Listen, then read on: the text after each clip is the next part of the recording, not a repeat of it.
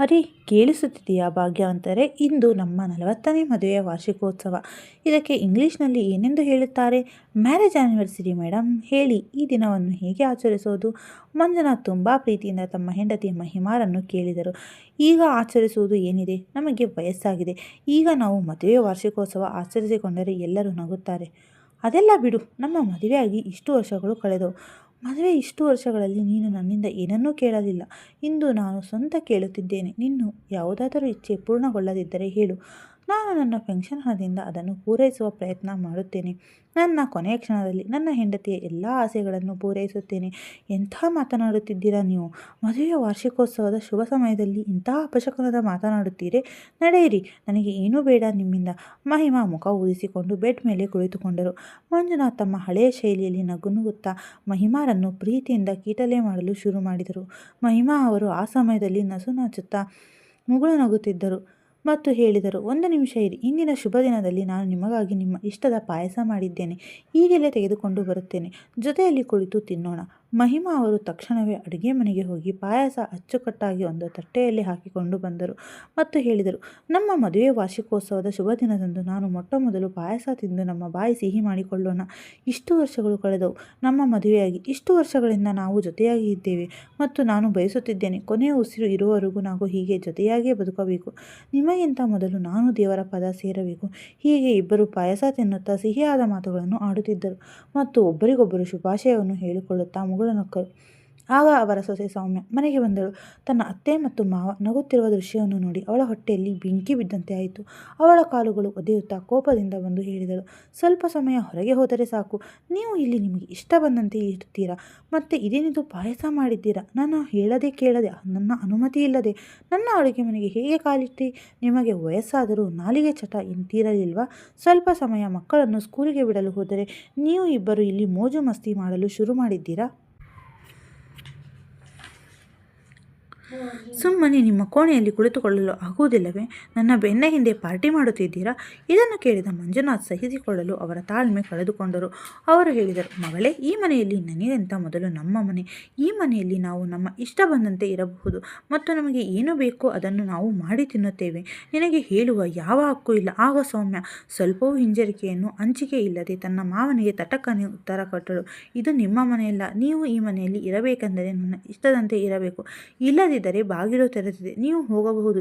ಇನ್ನೂ ಒಬ್ಬ ಮಗ ಇದ್ದಾನೆ ನಿಮಗೆ ಮತ್ತು ನೀವು ನಮಗೆ ಅವನಿಗಿಂತ ಹೆಚ್ಚು ಏನು ಕೊಡಲಿಲ್ಲ. ಭಾವನಿಗೆ ಏನು ಕೊಟ್ಟಿದ್ದೀರೋ ಅಷ್ಟೇ ನಮಗೂ ಕೊಟ್ಟಿರುವುದು. ಆಗ ಮಂಜುನಾಥ್ ತಾಳ್ಮೆಯಿಂದ ಹೇಳಿದರು, ಮಗಳೇ, ನಾವು ಈಗ ಅಂಥದ್ದೇನು ಮಾಡಿದೆವು ನೀನು ಇಷ್ಟೊಂದು ಕೋಪ ಮಾಡಿಕೊಳ್ಳಲು? ಪಾಯಸ ಮಾಡಿದ್ದೇವೆ ಅಷ್ಟೇ. ಈ ಮಾತಿಗೆ ಸೌಮ್ಯ ಜೋರಾಗಿ ಕಿರಿಚಿದಳು, ನನಗೆ ಕೇಳದೆ ನೀವು ಪಾಯಸ ಹೇಗೆ ಮಾಡಿದ್ರಿ? ನಿಮಗೆ ಗೊತ್ತಿಲ್ಲವಾ ಹಾಲಿನ ಬೆಲೆ ಎಷ್ಟು ದುಬಾರಿಯಾಗಿದೆ ಅನ್ನೋದು? ಹಣ ಮರದಲ್ಲಿ ಉದುರುತ್ತದೆ.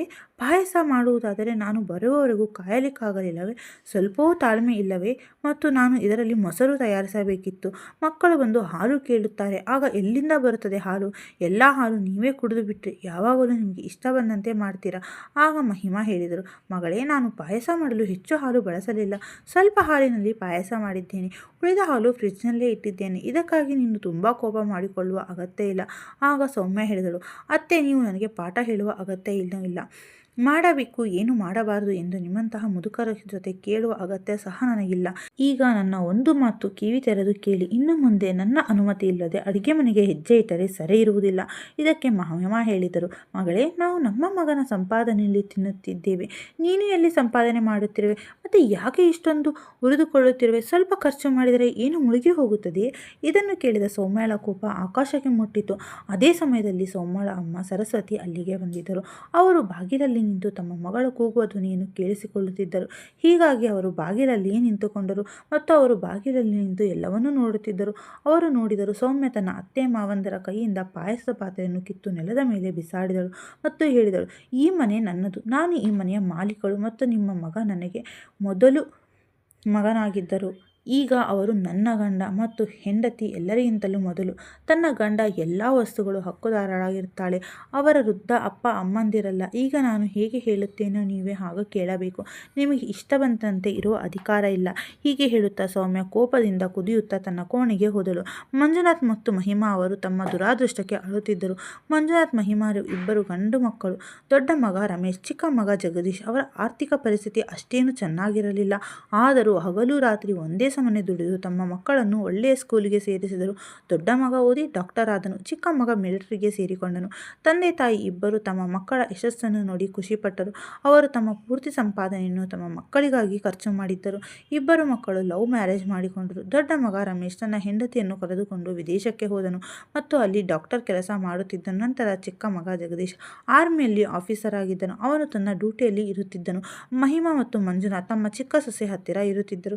ಜಗದೀಶ್ ತನ್ನ ಅಪ್ಪ ಅಮ್ಮನನ್ನು ತುಂಬ ಗೌರವಿಸುತ್ತಿದ್ದನು.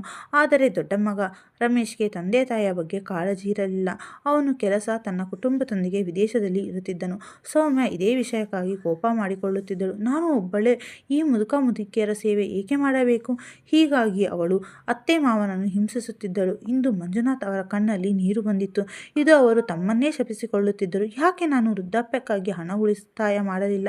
ಯಾಕೆ ನಾನು ನನ್ನ ಮಕ್ಕಳ ಓದಿಗಾಗಿ ಮನೆಯನ್ನು ಮಾರಾಟ ಮಾಡಿದ್ದೆ ಮತ್ತು ಈಗ ಸ್ವಂತ ಕಂಗಾಲಾಗಿ ಇಂತಹ ಪರಿಸ್ಥಿತಿಯಲ್ಲಿ ಬಂದು ಮಗ ಸೊಸೆ ಹಂಗಿನಲ್ಲಿ ಬದುಕುವ ಪರಿಸ್ಥಿತಿ ಬಂದಿದೆ. ಇಬ್ಬರದ್ದು ಹೀಗೆ ಯೋಚನೆ ಮಾಡುತ್ತಿದ್ದರು. ಅಷ್ಟರಲ್ಲಿ ಸೌಮ್ಯ ತನ್ನ ಕೋಣೆಯಿಂದ ಹೊರಬಂದು ಕೂಗುತ್ತಾ ತನ್ನ ಅತ್ತೆ ಮಾವನಿಗೆ ದುರಂಕಾರದಿಂದ ಹೇಳಿದಳು, ಇಬ್ಬರು ಇಲ್ಲಿಯವರೆಗೂ ಹೀಗೆ ಕುಳಿತಿದ್ದೀರಾ? ಇಷ್ಟು ಗೊತ್ತಾಗುವುದಿಲ್ಲವಾ? ನೆಲದ ಮೇಲೆ ಪಾಯಸ ಬಿದ್ದು ಗಲೀಜಾಗಿದೆ. ಇದನ್ನು ಸ್ವಚ್ಛ ಮಾಡಬೇಕೆನ್ನೋ ಪರಿಜ್ಞಾನ ಕೂಡ ಇಲ್ಲವೇ? ಅತ್ತೆ ಹೊರಡಿ, ಬೇಗನೆ ನೆಲ ಮೇಲೆ ಬಿದ್ದಿರುವ ಪಾಯಸವನ್ನು ಸ್ವಚ್ಛ ಮಾಡಿ. ದೊಡ್ಡದಾಗಿ ಬಂದು ಬಿಟ್ಟರು. ಮದುವೆ ವಾರ್ಷಿಕೋತ್ಸವ ಆಚರಿಸಲು ಇಷ್ಟು ವಯಸ್ಸಾದರೂ ರೊಮ್ಯಾನ್ಸ್ ಮಾಡೋದು ಕಡಿಮೆಯಾಗಲಿಲ್ಲ. ಸೌಮ್ಯಳ ಮಾತು ಕೇಳಿ ವೃದ್ಧ ದಂಪತಿಗಳು ಗಾಬರಿಯಾದರು. ಮಹಿಮಾ ಕಣ್ಣಲ್ಲಿ ನೀರು ತುಂಬಿಕೊಂಡು ನೆಲ ಸ್ವಚ್ಛ ಮಾಡಿದರು. ತಮ್ಮ ಕೋಣೆಯಲ್ಲಿ ಕುಳಿತು ಕಣ್ಣೀರು ಸುರಿಸಿದರು. ಈ ಕಡೆ ಹೊರ ನಿಂತಿರುವ ಸರಸ್ವತಿ ಈ ಎಲ್ಲ ದೃಶ್ಯವನ್ನು ನೋಡಿ ಒಳಗೊಳಗೆ ಕಂಪಿಸಿ ಹೋದರು ಮತ್ತು ಅಲ್ಲಿಂದ ಹಿಂತಿರುಗಿ ಮನೆಗೆ ಹೋದರು. ಮನೆಗೆ ಬಂದು ಕುರ್ಚಿಯ ಮೇಲೆ ಮೌನವಾಗಿ ಕುಳಿತರು. ಆಶ್ಚರ್ಯದಿಂದ ಅವರು ಶೂನ್ಯ ಕಡೆ ದಿಷ್ಟಿಸುತ್ತಾ ಸುಮ್ಮನೆ ಕುಳಿತಿದ್ದರು. ಆಗ ಅತ್ತೆ ತುಂಬ ಗಾಬರಿಯಾಗಿ ಕುಳಿತಿರುವುದನ್ನು ಅವರ ಸೊಸೆ ಪಾರು ನೋಡಿದಳು. ಪಾರು ತನ್ನ ಅತ್ತೆಯನ್ನು ತುಂಬ ಗೌರವಿಸುತ್ತಿದ್ದಳು ಮತ್ತು ಅವರ ಬಗ್ಗೆ ಕಾಳಜಿ ತೆಗೆದುಕೊಳ್ಳುತ್ತಿದ್ದಳು. ತನ್ನ ಅತ್ತೆ ಮೌನವಾಗಿ ಕುಳಿತಿರುವುದನ್ನು ನೋಡಿ ಕೇಳಿದಳು, ಏನಾಯ್ತಮ್ಮ, ನೀವು ಸೌಮ್ಯಳ ಮನೆಗೆ ಹೋಗಿದ್ರಿ? ಅವಳು ಚೆನ್ನಾಗಿದ್ದಾಳ? ಎಲ್ಲವೂ ಸರಿಯಾಗಿದ್ದೀಯಾ? ನೀವು ತುಂಬ ದುಃಖದಲ್ಲಿರುವಂತೆ ಕಾಣಿಸುತ್ತದೆ. ಆಗ ತನ್ನ ಹೆಂಡತಿಯ ಮಾತು ಕೇಳಿ ಸರಸ್ವತಿ ಅವರ ಮಗ ಪ್ರಶಾಂತ್ ಅಲ್ಲಿಗೆ ಬಂದನು ಮತ್ತು ಹೇಳಿದನು, ಏನು ನಡೆಯುತ್ತಿದೆ ಅಮ್ಮ? ನೀವು ಯಾಕೆ ದುಃಖದಲ್ಲಿ ಇರುವಿರಿ? ಆಗ ಸರಸ್ವತಿ ದುಃಖದ ಧ್ವನಿಯಲ್ಲಿ ಹೇಳಿದರು, ಮಗ, ನಾನು ಮತ್ತು ನಿನ್ನ ಅಪ್ಪಾಜಿ ನಿಮ್ಮಿಬ್ಬರಿಗೂ ಒಳ್ಳೆಯ ಶಿಕ್ಷಣ ಮತ್ತು ಸಂಸ್ಕಾರ ನೀಡಿದ್ದೇವೆ. ಆದರೆ ಯಾಕೋ ಗೊತ್ತಿಲ್ಲ, ಸೌಮ್ಯ ನಮ್ಮನ್ನು ತಲೆ ತಗ್ಗಿಸುವಂತೆ ಮಾಡಿದಳು. ನಮ್ಮ ಪೋಷಣೆಯಲ್ಲಿ ಯಾವುದೇ ಕೊರತೆ ಮಾಡಿರಲಿಲ್ಲ.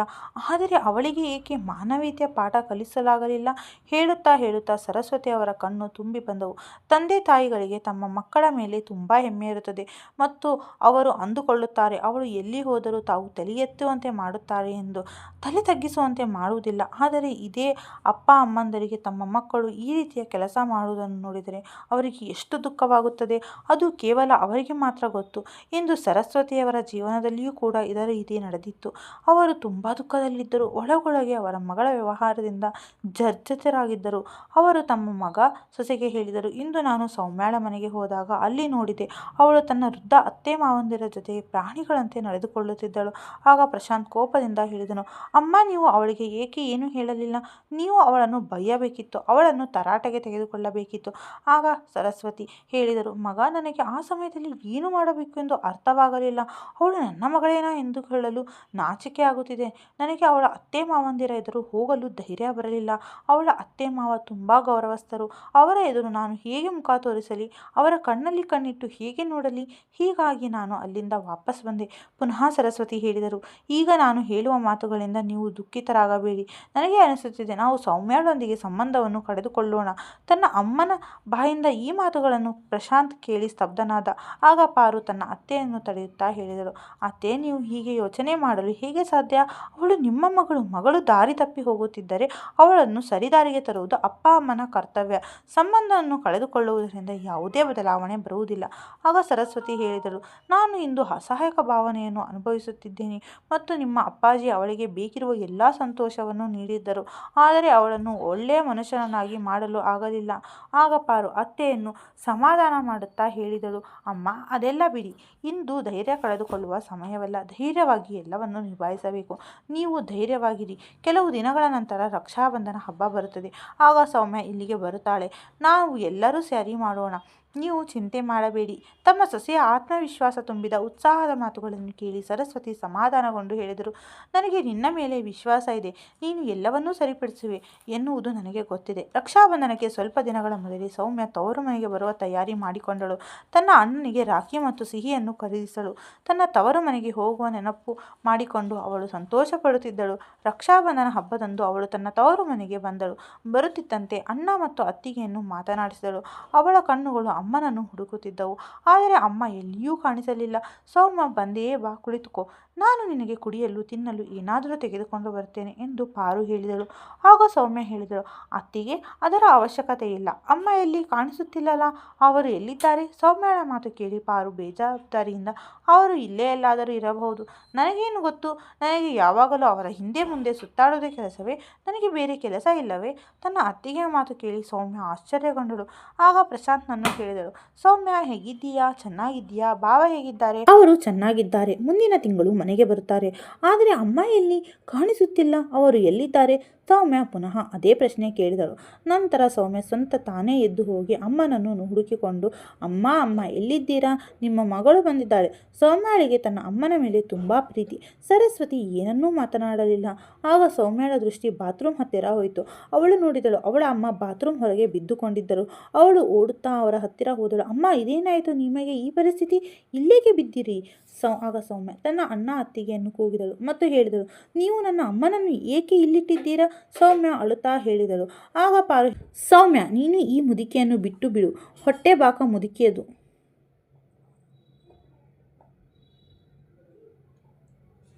ಸೌಮ್ಯ, ನೀನು ಈ ಮುದುಕಿಯನ್ನು ಬಿಟ್ಟು ಬಿಡು. ಹೊಟ್ಟೆ ಬಾಕ ಮುದುಕಿ ಯಾವಾಗಲೂ ಏನಾದರೂ ತಿನ್ನುತ್ತಲೇ ಇರುತ್ತದೆ. ಹೀಗಾಗಿ ಹೊಟ್ಟೆ ಹಾಳಾಗಿದೆ ಮತ್ತು ನಿನ್ನೆಯಿಂದ ಪೂರ್ತಿ ಕೋಣೆ ದುರ್ವಾಸನೆಯಿಂದ ತುಂಬಿದೆ. ಹೀಗಾಗಿ ನಾನು ಇವರನ್ನು ಬಾತ್ರೂಮ್ನ ಹೊರಗೆ ಇಟ್ಟಿದ್ದೇನೆ. ಈ ಮುದುಕಿ ಈಗ ಪದೇ ಪದೇ ಹಾಸಿಗೆ ಗಲೀಜು ಮಾಡುವುದಿಲ್ಲ. ಈಗ ನನಗೆ ಪದೇ ಪದೇ ಸ್ವಚ್ಛ ಮಾಡುವ ತೊಂದರೆ ತಪ್ಪಿತ್ತು. ತನ್ನ ಅತ್ತಿಗೆಯ ಮಾತು ಕೇಳಿ ಸೌಮ್ಯ ಕೋಪದಿಂದ ಹೇಳಿದಳು, ಆದರೆ ಅತ್ತಿಗೆ, ಅಮ್ಮ ಇಷ್ಟು ಪಟ್ಟು ಏನಾದರೂ ತಿಂದಿರಬಹುದು. ಅದಕ್ಕೆ ಏನಿವಾಗ? ವೃದ್ಧಾಪ್ಯದಲ್ಲಿ ಏನೂ ತಿನ್ನಬಾರದೆ? ನೀವು ಅವರಿಗೆ ಔಷಧಿ ಕೊಡಿಸಬೇಕಿತ್ತು. ಇವರನ್ನು ಇಷ್ಟು ಕೇರ್ಲೆಸ್ ಮಾಡುವ ಅವಶ್ಯಕತೆ ಏನಿತ್ತು? ಸೌಮ್ಯ ತನ್ನ ಅಮ್ಮನನ್ನು ಎತ್ತಿ ಅವರ ಕೋಣೆಗೆ ಕರೆದುಕೊಂಡು ಬಂದಳು. ಆದರೆ ಅವಳ ಅತ್ತಿಗೆ ಪಾರು ಅವರನ್ನು ಹಾಸಿಗೆಯ ಮೇಲೆ ಮಡಗಲು ಬಿಡಲಿಲ್ಲ. ಅವರನ್ನು ಕೆಳಗೆ ನೆಲದ ಮೇಲೆ ಮಲಗುವಂತೆ ಮಾಡಿ ಹೇಳಿದಳು, ಈ ಮುದುಕಿ ಹಾಸಿಗೆ ಪೂರ್ತಿ ಕೊಳಕು ಮಾಡುತ್ತದೆ. ಆಗ ಸೌಮ್ಯ ಕಣ್ಣಲ್ಲಿ ನೀರು ತುಂಬಿಕೊಂಡು ಹೇಳಿದಳು, ಅಣ್ಣ, ಅತ್ತಿಗೆ, ನೀವು ಮೊದಲು ಹೀಗಿರಲಿಲ್ಲ. ಈಗ ನಿಮಗೇನಾಗಿದೆ? ಆಗ ಪಾರು ಹೇಳಿದಳು, ಸೌಮ್ಯ, ನಮ್ಮ ಮನೆಯ ವಿಷಯ ನೀನು ಮಾತನಾಡಬೇಡ. ಇದು ಸರಿ ಇರುವುದಿಲ್ಲ. ಇದು ನಿನ್ನ ಮನೆಯಲ್ಲ. ನೀನು ಈ ಮನೆಯ ಅತಿಥಿ. ಇದು ನನ್ನ ಗಂಡನ ಮನೆ. ಮನೆಯ ಮೊದಲ ಅಧಿಕಾರ ಅವನ ಗಂಡತಿ ಇರುತ್ತದೆ. ನೀನು ಒಂದು ದಿವಸದ ಮಟ್ಟಿಗೆ ಈ ಮನೆಗೆ ಬಂದಿರುವ ಅತಿಥಿ ಮತ್ತು ನಾನು ಈ ಮನೆಯ ಮಾಲೀಕಳು. ನನಗೆ ಇಷ್ಟ ಬಂದಂತೆ ನಾನು ಇರುತ್ತೇನೆ. ಆಗ ಸೌಮ್ಯ ಕೋಪದಿಂದ ಹೇಳಿದಳು, ಅತ್ತಿಗೆ, ನಿಮಗೆ ಎಷ್ಟು ಧೈರ್ಯ ನನ್ನನ್ನು ಅತಿಥಿ ಎಂದು ಹೇಳಲು? ನಾನು ಈ ಮನೆಯ ಮಗಳು. ನನಗೂ ಈ ಮನೆಯ ಮೇಲೆ ಹಕ್ಕಿದೆ. ಆದರೆ ನಿಮಗೆ ಇಬ್ಬರಿಗೂ ಏನಾಗಿದೆ? ನೀವು ಮನುಷ್ಯರಾಗಿ ಇನ್ನೊಬ್ಬ ಮನುಷ್ಯನ ಜೊತೆ ಇಷ್ಟು ಕೆಟ್ಟದಾಗಿ ನಡೆದುಕೊಳ್ಳಲು ಹೇಗೆ ಸಾಧ್ಯ? ಕೊನೆಯ ಪಕ್ಷ ವೃದ್ಧರಿಗೆ ಅವರ ವಯಸ್ಸಿಗಾದರೂ ಮರ್ಯಾದೆ ಕೊಡಿ. ಮತ್ತು ಅಣ್ಣ, ನೀನು ಕೂಡ ನಿನ್ನ ಹೆಂಡತಿಯ ಜೊತೆ ಸೇರಿಕೊಂಡಿದ್ದೀಯಾ? ಅವರು ನಿನ್ನ ಅಮ್ಮ. ಅವರ ಜೊತೆ ಎಷ್ಟೊಂದು ಕೆಟ್ಟದಾಗಿ ನಡೆದುಕೊಳ್ಳುತ್ತಿದ್ದೀರಾ? ಆದರೂ ನಿನಗೆ ಯಾವುದೇ ವ್ಯತ್ಯಾಸ ಆಗುತ್ತಿಲ್ಲವೇ? ನೀನು ನಿನ್ನ ಹೆಂಡತಿಯ ಗುಲಾಮನಾಗಿದ್ದೀಯಾ? ಮತ್ತು ಅತ್ತಿಗೆ, ನೀವು ಈ ಮನೆಯ ಮಾಲೀಕರಾದರೂ ಈ ಮನೆ ನನ್ನ ಅಮ್ಮನ ಮಗನದ್ದು ಕೂಡ. ನೀವು ಇದನ್ನೆಲ್ಲ ಹೇಗೆ ಮರಿತೀರಿ? ಆಗ ತಮ್ಮ ಮಗಳ ಮಾತು ಕೇಳಿ ಸರಸ್ವತಿ ಅವರು ತುಂಬ ಕೋಪಗೊಂಡರು. ಅವರು ಅದೇ ಸಮಯದಲ್ಲಿ ಎದ್ದು ಕುಳಿತರು ಮತ್ತು ತಮ್ಮ ಮಗಳ ಕೆನ್ನೆಗೆ ಜೋರಾಗಿ ಹೊಡೆದರು. ಇದನ್ನೆಲ್ಲ ನೋಡಿ ಸೌಮ್ಯಳಿಗೆ ನಿಂತನೆಲ್ಲ ಕುಸಿದಂತಾಯಿತು. ಏಟಿನಿಂದ ಕೆಂಪಾದ ತನ್ನ ಕೆನ್ನೆ ಮೇಲೆ ಕೈ ಹಾಕಿ ಸೌಮ್ಯ ಕೋಪದಿಂದ ನಿಂತಳು. ಇದನ್ನೆಲ್ಲ ಏನಮ್ಮ? ಆಗ ಸರಸ್ವತಿ ಕೋಪದಿಂದ ಹೇಳಿದರು, ಬಾಯಿ ಮುಚ್ಚು ಸೌಮ್ಯ. ಈ ಮಾತು ನಿನ್ನ ಬಾಯಿಂದ ಬರುವುದು ಶೋಭೆ ಅಲ್ಲ. ಒಂದು ಆಶ್ಚರ್ಯದ ಸಂಗತಿ ಅಂದರೆ ನೀನು ಏನು ಗೊತ್ತೇ ಇಲ್ಲದವಳಂತೆ ಆಡುತ್ತೀಯ. ನೀನು ಯಾವ ವ್ಯಕ್ತಿ ಹೆಂಡತಿಯಾಗಿದ್ದೀಯೋ ಆ ವ್ಯಕ್ತಿಯ ಅಪ್ಪ ಅಮ್ಮನ ಜೊತೆ, ಅಂದರೆ ನಿನ್ನ ಅತ್ತೆ ಮಾವನ ಜೊತೆ ಹೇಗೆ ನಡೆದುಕೊಳ್ಳುತ್ತಿದ್ದೀಯ? ಅವರಿಗೆ ಹೇಗೆ ತೊಂದರೆ ಕೊಟ್ಟು ದುಃಖಿತರನ್ನಾಗಿ ಮಾಡುವೆ? ಅವರು ಇಷ್ಟದ ತಿಂಡಿ ಮಾಡಿಕೊಂಡರೆ ನೀನು ಅವರ ಕೈಯಿಂದ ಕಿತ್ತು ಬಿಸಾಡುವೆ. ಅವರ ಜೊತೆ ಎಷ್ಟೊಂದು ಜೋರಾದ ಧ್ವನಿಯಲ್ಲಿ ಮಾತನಾಡಿ ಅವರನ್ನು ಅಸಹಾಯಕ ಅಸಹಾಯಕರನ್ನಾಗಿ ಮಾಡಿರುವೆ. ಊಟ ತಿಂಡಿಗೂ ಪರದಾಡುವಂತೆ ಮಾಡುತ್ತಿರುವೆ. ಅವರ ಜೊತೆ ಹೀಗೆಲ್ಲ ನಡೆದುಕೊಳ್ಳುವ ಮೊದಲು ನಿನಗೆ ಈ ಮಾತುಗಳು ನೆನಪಿಗೆ ಆಗಲಿಲ್ಲವೇ? ಇದನ್ನೆಲ್ಲ ಕೇಳಿ ಸೌಮ್ಯ ಆಶ್ಚರ್ಯಗೊಂಡು ಹೇಳಿದಳು, ಇದೆಲ್ಲ ನಿಮಗೆ ಹೇಗೆ ಗೊತ್ತಾಯಿತು? ನಾಚಿಕೆ ಇಲ್ಲದವಳೆ, ನೀನು ಆ ದಿನ ಅತ್ತೆ ಮಾವಂದಿರಿಗೆ ಗೋಳು ಹೊಯ್ದುಕೊಳ್ಳುತ್ತಿರುವಾಗ ನಾನು ಬಾಗಿಲಲ್ಲೇ ನಿಂತು ಎಲ್ಲವನ್ನೂ ಕೇಳಿಸಿಕೊಂಡಿದ್ದೇನೆ. ಆ ದಿನವೇ ನಾನು ನಿನ್ನೊಂದಿಗೆ ಎಲ್ಲ ಸಂಬಂಧ ಕಳೆದುಕೊಳ್ಳಲು ಬಯಸಿದ್ದೆ. ನಿನ್ನ ಅತ್ತಿಗೆ ಹೇಳಿದ್ದರಿಂದ ನಾನು ಸಮಾಧಾನಗೊಂಡು ನಿನ್ನ ಸಂಬಂಧವನ್ನು ಉಳಿಸಿಕೊಂಡೆ. ಇದನ್ನೆಲ್ಲ ಕೇಳಿದ ಸೌಮ್ಯ ನೆಲದ ಮೇಲೆ ಕುಸಿದು ಕುಳಿತಳು. ಯೋಚನೆಯಲ್ಲಿ ಮುಳುಗಿದಳು. ನಂತರ ಸರಸ್ವತಿ ಹೇಳಿದರು, ಸೌಮ್ಯ, ನೀನು ಎಲ್ಲ ಆಸೆ ಆಕಾಂಕ್ಷೆಗಳನ್ನು ಪೂರೈಸಿದ್ದು, ಒಳ್ಳೆಯ ಸಂಸ್ಕಾರ ಕೊಟ್ಟು ಬೆಳೆಸಿದ್ದೇವೆ. ಮತ್ತು ನೀನು ಯಾವ ವ್ಯಕ್ತಿಯ ಹೆಂಡತಿಯಾಗಿದ್ದೀಯೋ ಆ ವ್ಯಕ್ತಿಯ ಅಪ್ಪ ಅಮ್ಮನನ್ನು ತಿರಸ್ಕಾರ ಮಾಡುತ್ತಿರುವೆ. ಯಾವ ವ್ಯಕ್ತಿಯ ಹಣದಿಂದ ನೀನು ಆಡಂಬರದ ಜೀವನ ಮಾಡುತ್ತಿರುವೆಯೋ ಆ ವ್ಯಕ್ತಿಯ ಜನ್ಮದಾತರನ್ನು ನೀನು ಬೈಯುವುದು, ಅವಮಾನ ಮಾಡುತ್ತಿರುವೆ. ನಾನು ಮತ್ತು ನಿನ್ನ ಅಪ್ಪಾಜಿನಿಗೆ ಇದೇ ಸಂಸ್ಕಾರ ಕೊಟ್ಟಿದ್ದೇವಾ? ಸ್ವಲ್ಪ ಯೋಚಿಸು. ನಿನ್ನ ಸ್ವರ್ಗವಾಸಿ ಅಪ್ಪಾಜಿ ನಿನ್ನ ಈ ವ್ಯವಹಾರವನ್ನು ನೋಡಿದರೆ ಅವರ ಆತ್ಮಕ್ಕೆ ಶಾಂತಿ ಸಿಗುತ್ತದೆಯೇ? ಮತ್ತು ನಿನ್ನ ಗಂಡನಿಗೆ ಅವರ ಅಪ್ಪ ಅಮ್ಮನ ಜೊತೆ ನಡೆದುಕೊಳ್ಳುತ್ತಿರುವ ರೀತಿ ಗೊತ್ತಾದರೆ ಅವನಿಗೆ ಹೇಗೆ ಅನಿಸಬೇಡ? ನೀನು ಅವರ ವೃದ್ಧ ಅಪ್ಪ ಅಮ್ಮನನ್ನು ಈ ರೀತಿ ಗೋಳು ಹೊಯ್ದುಕೊಂಡರೆ ಅವನಿಗೆ ಅದು ಸರಿ ಅನಿಸುತ್ತದೆಯಾ? ಅವನು ನಿನ್ನನ್ನು ಕ್ಷಮಿಸುತ್ತಾನೆಯೇ ಎಂದುಕೊಂಡಿದ್ದೀಯಾ? ಇಲ್ಲ, ನಿನ್ನ ಜೊತೆಗಿನ ಸಂಬಂಧವನ್ನು ಕಳೆದುಕೊಳ್ಳುತ್ತಾನೆ. ಇದಕ್ಕೂ ಮೊದಲು ನೀನು ನಿನ್ನ ಅತ್ತಿಗೆ ನನ್ನನ್ನು ತಿರಸ್ಕರಿಸುವುದನ್ನು ನೋಡಿರುವೆ ಅಲ್ಲ? ನಿನ್ನ ಅತ್ತಿಗೆ ನನ್ನನ್ನು ಎಷ್ಟು ಗೌರವಿಸುತ್ತಾಳೆ ಮತ್ತು ನನ್ನನ್ನು ದೇವರಂತೆ ಪೂಜಿಸುತ್ತಾಳೆ. ಎಷ್ಟೊಂದು ಸಂಸ್ಕಾರವಂತೆ ಅವಳು. ಹಗಲು ರಾತ್ರಿ ನನ್ನ ಸೇವೆ ಮಾಡುತ್ತಾಳೆ. ಇಲ್ಲಿಯವರೆಗೂ ಅವಳು ನನ್ನ ಜೊತೆ ಧ್ವನಿ ಎತ್ತಿ ಮಾತನಾಡಲಿಲ್ಲ. ಯಾವಾಗಲೂ ಅಮ್ಮ ಅಮ್ಮ ಎಂದು ಕರೆಯುತ್ತಾಳೆ. ನನ್ನ ಹಿಂದೆ ಮುಂದೆ ಸುತ್ತುತ್ತಿರುತ್ತಾಳೆ. ಮತ್ತು ಮಗಳೇ, ನೀನು ಏಕೆ ಹೀಗಾದೆ? ಯಾವಾಗಿನಿಂದ ಇಷ್ಟೊಂದು ಕಠೋರಳಾದೆ? ಇದನ್ನು ಕೇಳಿ ಸೌಮ್ಯ ಬಿಕ್ಕಿ ಬಿಕ್ಕಿ ಅಳುತ್ತಾ ತನ್ನ ಅಮ್ಮನಲ್ಲಿ ಕ್ಷಮೆ ಕೇಳಿದಳು. ಅಮ್ಮ, ನನ್ನಿಂದ ತುಂಬ ದೊಡ್ಡ ತಪ್ಪಾಗಿದೆ. ನಾನು ಯೋಚಿಸಿದ್ದೆ ನನ್ನ ಸಂಬಂಧ ಕೇವಲ ನನ್ನ ಗಂಡನೊಂದಿಗೆ ಮಾತ್ರ ಮತ್ತು ನನ್ನ ಅತ್ತೆ ಮಾವ ಇಬ್ಬರು ಅಣ್ಣ ತಮ್ಮಂದಿರು ನೋಡಿಕೊಳ್ಳಬೇಕು. ಆದರೆ ನನ್ನ ಭಾವ ಅತ್ತೆ ಮಾವನನ್ನು ನನ್ನ ಜೊತೆ ಬಿಟ್ಟು ಹೋದರು. ಇದರಿಂದ ನನಗೆ ಕೋಪ ಬರುತ್ತಿತ್ತು. ನಾನು ಒಬ್ಬಳಿಗೆ ಇವರನ್ನು ನೋಡಿಕೊಳ್ಳಬೇಕು. ಇಬ್ಬರಿಗೂ ಸಮಾನವಾದ ಹಕ್ಕು ನೀಡಲಾಗಿದೆ. ಇದಕ್ಕೆ ಅವಳ ಅಮ್ಮ ಅವಳಿಗೆ ಅರ್ಥ ಮಾಡಿಸುತ್ತಾ ಹೇಳಿದರು, ಮಗಳೇ, ಅವರು ಮಾಡಿರುವ ಕರ್ಮಫಲ ಅವರಿಗೆ. ನೀನು ಏನು ಮಾಡಬೇಕೋ ಅದನ್ನು ಮಾಡು. ಅವರು ಅತ್ತೆ ಮಾವರನ್ನು ನೋಡಿಕೊಳ್ಳದಿದ್ದರೆ ಅದು ಅವರ ತಪ್ಪು. ಆದರೆ ನೀನು ಏಕೆ ಅವರ ಪಾಪದಲ್ಲಿ ಪಾಲುದಾರಳಾಗಿರುವೆ? ನೀನು ಕೂಡ ಅವರ ಹಾಗೆ ಮಾಡಿದರೆ ನಿನಗೂ ಅವರಿಗೂ ಏನು ವ್ಯತ್ಯಾಸ ಇರುತ್ತದೆ? ನೀನೇ ಯೋಚನೆ ಮಾಡು ಮಗಳೇ.